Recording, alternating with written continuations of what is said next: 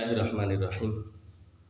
অনেকে আমাদের শাইখুল হাদিস আল্লামা জাকারিয়া কান্দলবী রহমতুল্লাহ আলাই কর্তৃক লিখিত ফাজাইলে আমল নিয়ে অনেকভাবে নকদ করেন, বলেন ফাজাইলে আমলে জাল জয়ীফে হাদিসে পড়া, ফাজাইলে আমল পড়া যাবে না, এই কিতাবটি মাকরু, এই কিতাবটি শিরকি, এই কিতাবটি কুফরি, এই কিতাবটির সঙ্গে ইসলামের আদৌ সম্পর্ক নয়, এরকম অনেকে কথা বলেন ফাজাইলে আমল নিয়ে।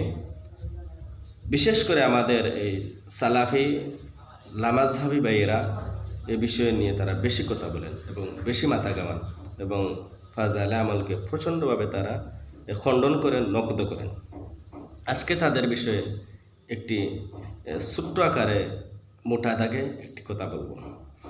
আমি এক সালাফি শায়েখ ভাইকে জিজ্ঞেস করলাম, ভাইজান আপনারা তো আমাদের ফাজাইলে আমল নিয়ে বিশদভাবে বিশুদ্ধগার জারি করেন, প্রচণ্ডভাবে আপনারা ফাজাইলে আমলকে আপনারা খণ্ডন করেন কেন?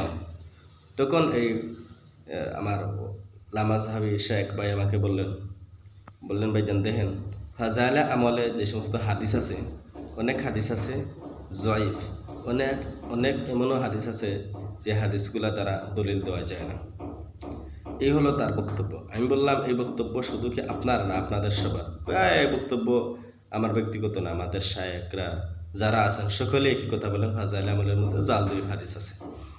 এখন কথা হলো আমার যে কথা হলো সালাফি মাযহাবের যা আছেন, আব্দুর রাজ্জাক বিন ইউসুফ, উনার ছেলে আবদুল্লাহ, মুজাফর বিন মহসিন, মতিউর রহমান আল মাদানী, এরপরে এই মির্জাফর বিন মহসিন, যতটা আছে সবাইকে আমি একটি কথা বলতে চাই, ফাজাইলে আমলের মধ্যে যদি জয়ীফ হাদিস থাকার কারণে এই কিতাবটাকে যদি আপনারা যদি মারদুদ মনে করেন, এই কিতাবটাকে যদি আপনারা পরিত্যক্ত যদি মনে করেন, তাহলে আমার 1 নম্বর প্রশ্ন হলো ইবনে মাজার মধ্যে তো জাল হাদিস আছে, প্রায় 38টা জাল হাদিস আছে আমার মতে।